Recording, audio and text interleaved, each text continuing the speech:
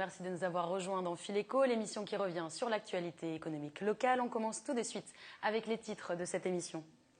Des retraités yvelinois ont manifesté mardi à Versailles. Nous entendrons leurs revendications. À 2 mois de la trêve hivernale, nous sommes allés dans une structure d'accueil à Versailles. Encore une solution à moyen terme pour les résidents alors que les structures d'urgence sont saturées. Et puis les RH, vous connaissez ce sigle, les ressources humaines. Nous verrons comment leur gestion s'est adaptée à notre société avec notre dossier de la semaine. Et puis enfin, nous parlerons automobile avec notre invité Dominique Mocard. Bonsoir. Bonsoir. Vous êtes aujourd'hui à la tête du groupe À l'Infini. Vous souhaitez développer les voitures électriques et l'autopartage. Nous reviendrons sur votre parcours et le développement de vos 4 entreprises. Dans un instant, on passe avant cela aux actualités économiques de la semaine.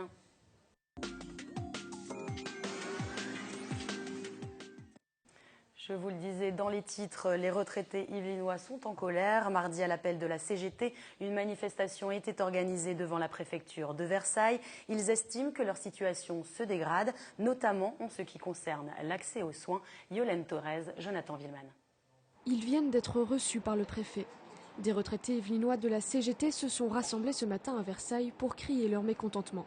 Nous avons porté tout le mal-vivre des retraités aujourd'hui dans les Yvelines, mais aussi en France.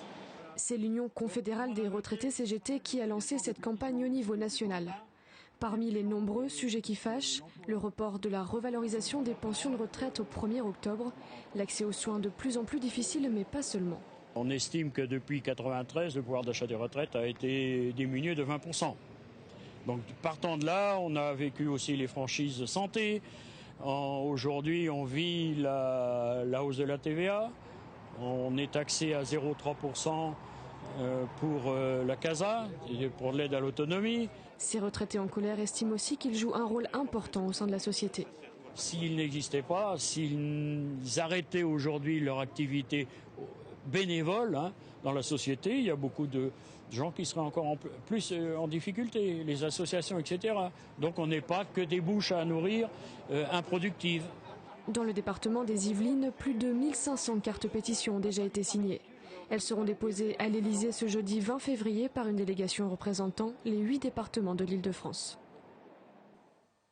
Le SAMU social tire la sonnette d'alarme. À 2 mois de la fin de la trêve hivernale, les demandes d'hébergement d'urgence sont en hausse. Les appels au 115 ont augmenté de 5% en janvier. Ils ont même augmenté de 11% concernant les femmes. À Versailles, une structure existe depuis 20 ans et accueille 9 résidents pour une durée maximum d'1 an. Le Bétel ne propose pas d'hébergement d'urgence et n'est ouvert qu'aux hommes. Mais ici, les résidents construisent un projet de réinsertion pour ne plus jamais tomber dans la rue. Yolène Thorez, Jonathan Villeman. Victor est arrivé au Bétel il y a quelques jours. Sans emploi, expulsé de son logement, cela faisait 1 an qu'il dormait dans des voitures ou des garages. C'est finalement son assistante sociale qui l'a orienté vers cette structure d'accueil pour hommes en difficulté. Logé, blanchi et nourri pour seulement 250 € par mois, il peut mener son projet de réinsertion dans de bonnes conditions. Déjà, vous avez un toit, vous êtes en sécurité, vous pouvez vous alimenter, et puis ensuite aller à vos tâches quotidiennes, qui aujourd'hui, dans mon cas, est de rechercher un emploi très rapidement, de trouver un emploi rapidement. Ancien technicien, Victor souhaite aujourd'hui se réorienter vers l'humanitaire. Comme lui, ils sont 9 à pouvoir bénéficier de cet accueil. Un accueil exclusivement réservé aux hommes seuls, souvent passés dans la rue et ayant la volonté de sortir de leur situation.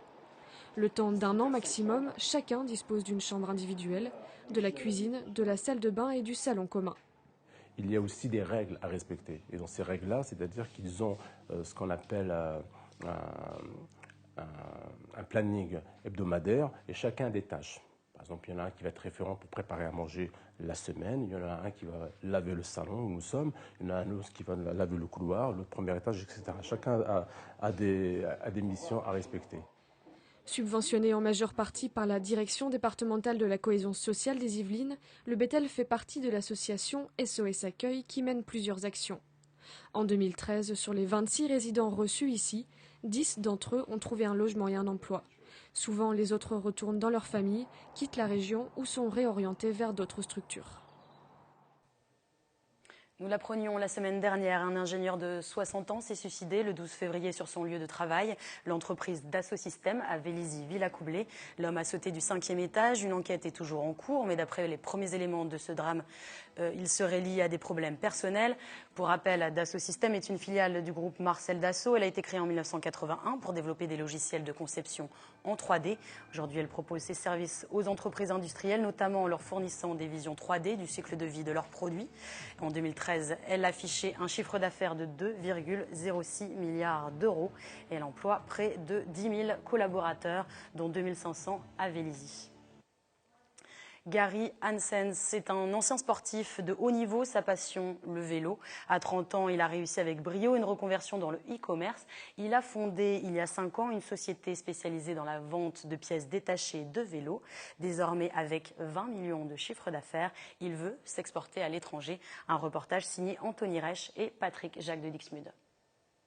Quand on voit Gary marcher dans les allées de son stock, on n'imaginerait pas une seule seconde que 10 ans plus tôt, ce compétiteur de VTT au niveau national et européen chutait lourdement lors d'un entraînement. Je me suis cassé la colonne vertébrale, j'ai été immobilisé un peu plus d'1 an.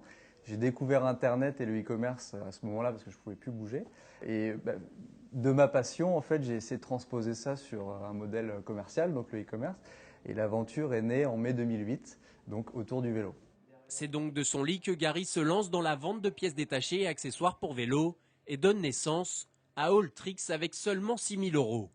6 000, c'est aussi le nombre de mètres carrés sur lesquels est désormais installée son entreprise. Aujourd'hui, Alltrix, c'est 45 salariés, 17 000 références en stock et un chiffre d'affaires en 2013 de 20 millions d'euros. À 30 ans, Gary compte bien passer au braquet supérieur. La majeure partie de l'activité est concentrée sur la France aujourd'hui et le challenge pour 2014, c'est d'avancer sur des pays comme le Portugal, l'Espagne, l'Italie, où il y a peu de sites internet dans le vélo aujourd'hui et pour autant beaucoup de pratiquants.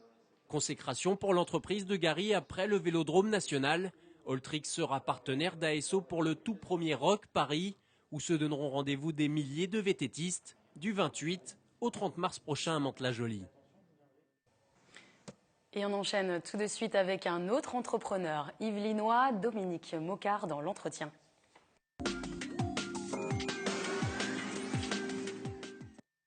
Dominique Mocard, rebonjour. Vous êtes à la tête du groupe automobile à l'infini, qui regroupe aujourd'hui 4 entreprises. Alors ça fait 20 ans que le groupe existe, on reviendra dans un instant sur son évolution, mais la nouveauté c'est la sortie prochaine de votre premier véhicule, puisqu'en 2013, un constructeur a rejoint votre groupe. Vous êtes aujourd'hui à la tête de JDM, constructeur de voitures sans permis. Comment sera cette nouvelle voiture? Alors elle s'appelle déjà Xeos. Donc Xeos, elle évoque déjà par sa forme, que je pense que vous verrez tout à l'heure à l'écran, une image de modernité, une image qui n'évoque plus en fin de compte la petite voiture, mais au contraire une voiture qui se veut élégante, qui se veut communicante, qui se veut être un porte-drapeau du groupe à l'infini. Et cette JDM automobile doit effectivement faire décoller l'ensemble du groupe avec des perspectives très intéressantes qui vont être dans tout l'ensemble des perspectives du groupe, c'est-à-dire la voiture communicante. Alors on le voit à l'image, votre voiture est incassable. Oui, alors c'est ce qui m'a fait arrêter, parce que depuis un certain temps, je suis dans la plateforme, la filière automobile, où l'on parle des 2 litres au 100. Et c'est vrai que dans cette plateforme de filière automobile des 2 litres au 100, tout le monde, tous les constructeurs en tout cas, se mettent d'accord pour dire la voiture telle qu'elle existe aujourd'hui, en tôle, emboutie, pesant 1,5 tonne, pour transporter des gens qui pèsent entre 60 à 80 kilos. C'est vrai qu'il y a une disproportion et donc pour arriver à faire du moins 2 litres au 100, ce qui est aujourd'hui le grand mot d'ordre, il va falloir baisser de 50% le poids et donc le poids, ça ne peut plus être avec de la tôle, donc ça va remettre tout en cause, tout le process de fabrication. Et la Xeos, donc, qui vient de sortir, est une voiture qui est faite en matériaux composites allégés, avec des matériaux proches de la compétition, la Lotus Elise, et proches aujourd'hui de la BMW i3 qui vient de sortir électrique. Alors c'est également une voiture sans permis, alors vous n'aimez pas ces termes, préférez une voiture accessible aux 16 à 77 ans, donc aux personnes aux plus jeunes, mais également aux plus vieux, également aux écolos, puisque c'est une voiture électrique. Donc les voitures sans permis, tout de même, c'est le cœur d'activité de JDM depuis 30 ans. Ce n'est pas une nouvelle société. Et vous visez également l'export. Oui, tout à fait. Alors, l'origine de cette voiture, effectivement, c'est 1980 avec la première JDM électrique, avec des batteries à plomb. Puis après, c'est diversifié. Alors aujourd'hui, on est à 90% de véhicules qui sont à diesel, avec des petits moteurs Yanmar Lombardini. Donc c'est le gros volume aujourd'hui des ventes. L'année dernière, on aura réalisé près de 800 voitures vendues dans 9 pays européens, qui sont la Suède, la Norvège, la Hollande, l'Italie, le Portugal et quelques pays européens. Alors, vous souhaitez donc développer avec ce véhicule les véhicules électriques. Cela fait quelques années d'ailleurs que vous y travaillez. Nos téléspectateurs se souviendront peut-être qu'il y a quelques temps, on vous voyait sur notre chaîne transformer votre véhicule à moteur thermique en voiture électrique. Et vous misez également sur l'autopartage. Oui, c'est effectivement la formule. Enfin, je pense que depuis 20 ans, le monde a changé, le monde a évolué, les prises de conscience sont de plus en plus importantes.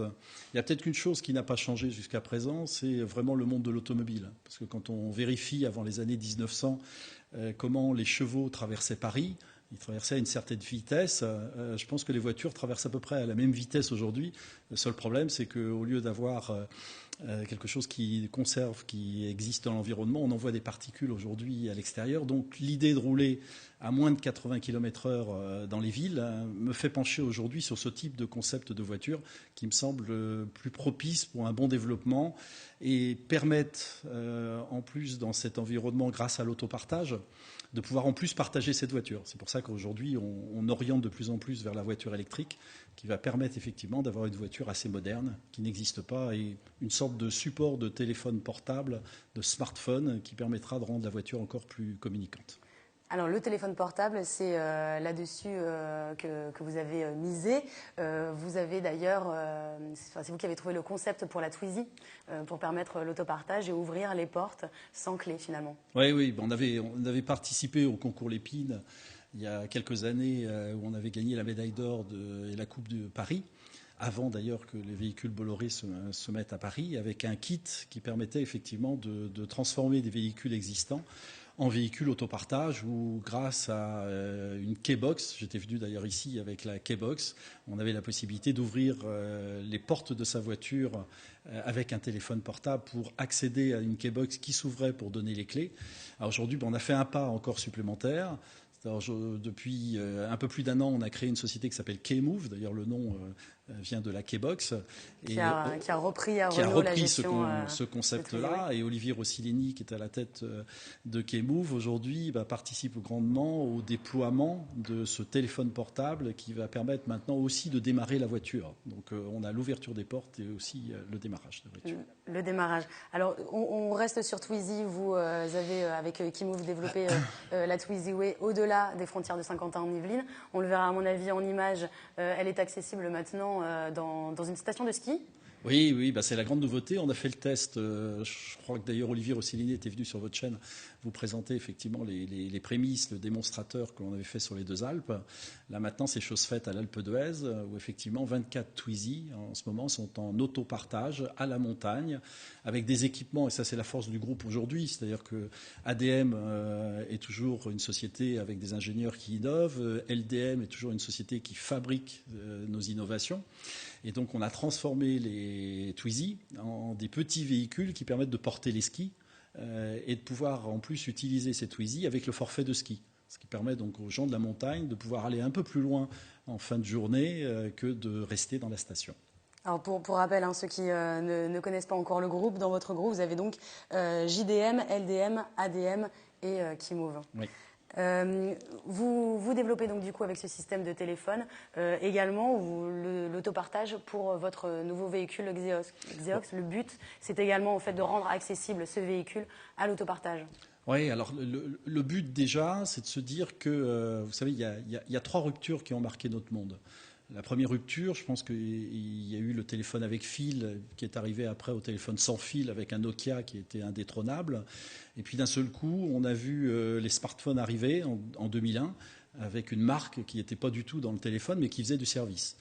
La deuxième évolution, ça a été effectivement le monde des tableaux de bord qui était très compliqué, et puis une révolution avec une nouvelle voiture électrique, Tesla, qui est arrivée avec un écran plat où on a du Facebook, ses emails et tout l'ensemble.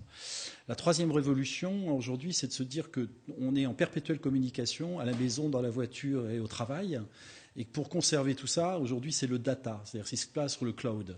Et le cloud, c'est Google qui vient d'annoncer qu'effectivement, il serait maître aujourd'hui des voitures autonomes, ce que nous faisons déjà depuis un certain temps au niveau du groupe. Et donc, cette fracture, ou cette rupture, ou cette mutation technologie, nous l'accompagnons en faisant en sorte que notre JDM soit la première voiture qui intègre tout de suite une carte SIM. C'est-à-dire, au lieu d'avoir un téléphone où vous mettez une carte SIM, grosso modo, dans la voiture, dès la sortie de l'usine, elles seront toutes équipées de cartes SIM qui permettront à l'infini d'avoir une sorte de JDM Store pour pouvoir avoir des applications qui permettront de suivre sa voiture à distance, d'envoyer des messages directement. Elle sera géolocalisée. En cas de vol, on saura aussi ce qui se passera. Donc ça permettra effectivement d'offrir des tas de services sans avoir à modifier par derrière parce que la voiture aura les prééquipements. Alors, on est pris par le temps, mais je vous propose de finir en image avec votre invention, le valet de parking, qui permet du coup de lier un petit peu ces différentes innovations, puisqu'on peut donc du coup l'ouvrir avec un téléphone portable. Elle se gare toute seule. Oui. Et elle permet également l'autopartage, puisqu'on pourra l'appeler par téléphone et elle viendra donc du coup sans chauffeur passer D'une façon simple, j'appelais ça moi un distributeur automatique de véhicules électriques en autopartage ou pas. Mais ça devient vraiment une machine qui vous distribue la voiture quand vous avez besoin, à la sortie des gares, à la sortie des aéroports, à la sortie des entreprises. Arrêtons de perdre du temps dans les parkings pour aller effectivement avec ces sacs quand on sort des grands centres commerciaux. Là, c'est la voiture qui vient vers vous et vous l'emmenez où vous voulez.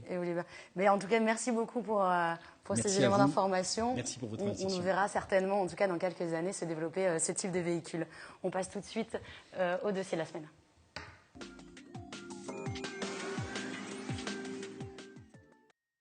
Le dossier de la semaine est consacré aux ressources humaines. Pour les entreprises, il s'agit d'une vraie stratégie de développement. Le regard qu'on leur porte a bien changé. Comment la gestion des ressources humaines s'est adaptée à notre société actuelle, à notre rapport au travail? Réponse avec notre dossier de la semaine, réalisé avec Élodie Moine. Les RH, les ressources humaines, un secteur qui n'a pas toujours une bonne image auprès des salariés et pourtant les outils RH occupent une place de plus en plus stratégique dans les entreprises. Il y a quelques années, la direction des ressources humaines gérait principalement les recrutements et l'administration du personnel, mais aujourd'hui elle représente un des facteurs de performance de la société. Autrefois, c'est vrai que la fonction RH consistait à mettre en application le dispositif statutaire. De nos jours, on se dirige de plus en plus vers une personnalisation des pratiques RH, tenant compte des spécificités de chaque cible. Pour comprendre concrètement comment les outils RH se sont adaptés, nous sommes allés voir ce qu'il en était dans des entreprises yvelinoises. Nous nous rendons maintenant chez Assystem. Cette entreprise internationale est spécialisée dans l'ingénierie et dans le conseil en innovation. Elle emploie 6500 personnes en France, dont 1500 ici à Saint-Quentin en Yvelines. Et vous allez le voir, au niveau des ressources humaines, elle a une approche assez originale. Nous retrouvons Christelle Jacques, responsable du recrutement et de la diversité. Vous allez recruter 1500 personnes? Oui, tout à fait. 1500 personnes, 70% donc en CDI au niveau national. 30% de ces places seront en général destinées aux juniors, donc entre 0 et 3 ans d'expérience. Alors une fois qu'ils ont intégré votre entreprise, il faut essayer de les motiver et de les garder, disons, longtemps dans l'entreprise. Qu'est-ce qui est mis en place pour ça? Alors, on a toute une politique de ressources humaines qui est à destination du collaborateur. Il faut qu'il se retrouve aussi dans l'entreprise dans laquelle ils vivent, qu'il y ait une bonne ambiance, que du coup, les valeurs que nous avons, ce sont des valeurs qui sont partagées, de solidarité, de réactivité et de responsabilité. La société propose ainsi des évolutions de carrière rapides. La moyenne d'âge des salariés n'est que de 35 ans. Aujourd'hui, on parle beaucoup de la génération Y, qui est beaucoup moins finalement fidèle aux entreprises qu'auparavant. Comment, du coup, s'attaquer à cette cible? La fonction RH, à mon avis, est là pour aider les managers à réussir une meilleure collaboration intergénérationnelle. Les études, l'observation que nous faisons, les témoignages que nous entendons de la part de praticiens nous montrent qu'il y a deux attentes spécifiques aux jeunes de la génération Y. Tout d'abord, ce sont des jeunes qui veulent un feedback continu. Ils sont avides de feedback. Un jeune de la génération Y n'attendra pas l'entretien individuel, semestriel ou annuel pour attendre une appréciation de son travail. Et ce point est étroitement lié à ce besoin d'apprentissage et d'acquisition de nouvelles connaissances. Le deuxième point porte sur le management. Les jeunes s'attendent à un management plus participatif. Le jeune de la génération Y voit en son manager plutôt un tuteur, un mentor, qu'un chef directif autoritaire. Chez Assystem, on tente de sortir du modèle hiérarchisé d'une entreprise classique. Un exemple simple, ici, tout le monde se tutoie. Ça peut paraître un peu particulier les premiers jours, mais on s'y habitue vite. Les personnes sont accessibles et il y a en général une bonne ambiance. On a même fait une vidéo sur cette ambiance pour montrer comment c'était au sein de notre société aujourd'hui.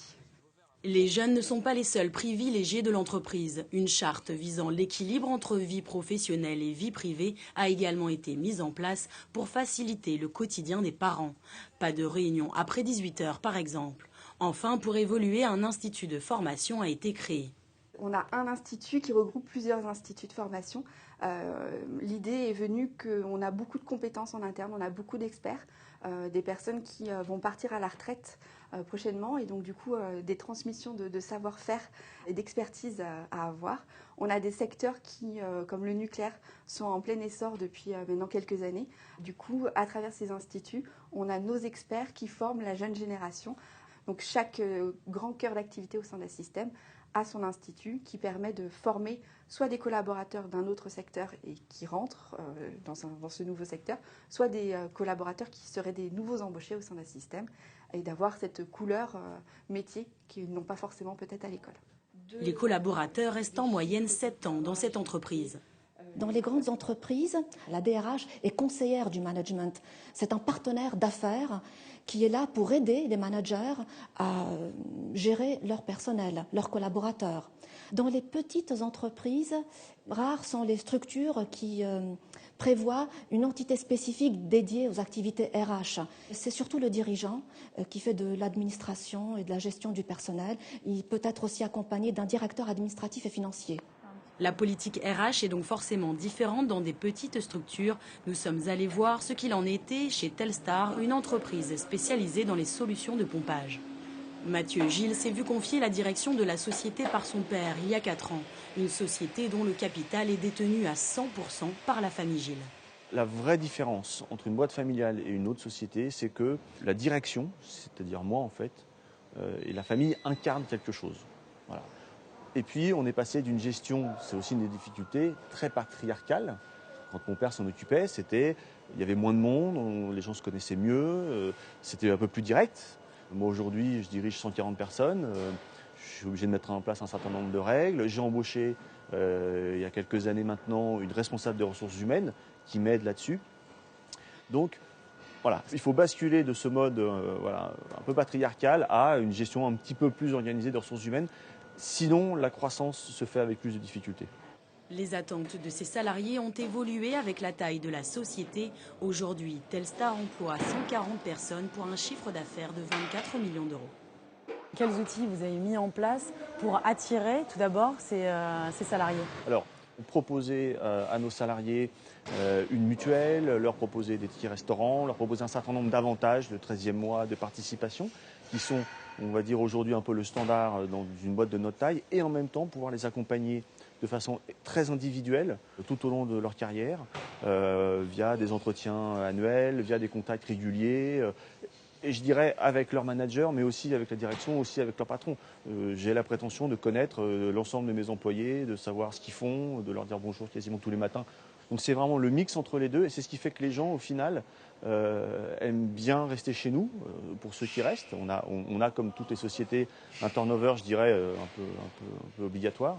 On a des gens qui viennent de gros groupes et qui nous disent oh, mais c'est génial de travailler chez vous parce qu'il y a moins de reporting, parce qu'il y a moins de pression, parce qu'il y a moins de hiérarchie, parce que quand on a un problème, on a accès directement à la personne qui est responsable.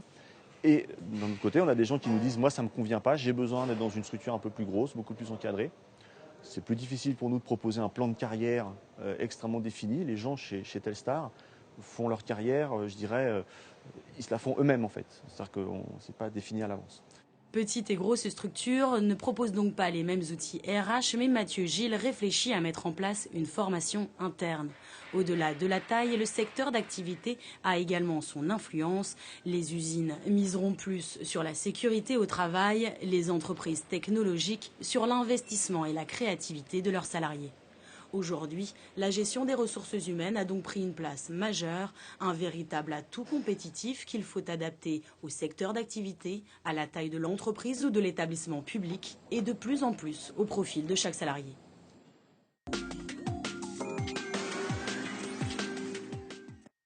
Avant de se quitter, notez dans vos agendas un atelier mieux communiqué pour ces entretiens de recrutement ou éventuellement d'évaluation. C'est organisé à la Cité des Métiers. Ça se passe le 25 février de 14 à 16 h. Attention, il faut s'inscrire. Merci d'avoir été avec nous. Je vous souhaite une très bonne soirée et je vous donne rendez-vous la semaine prochaine.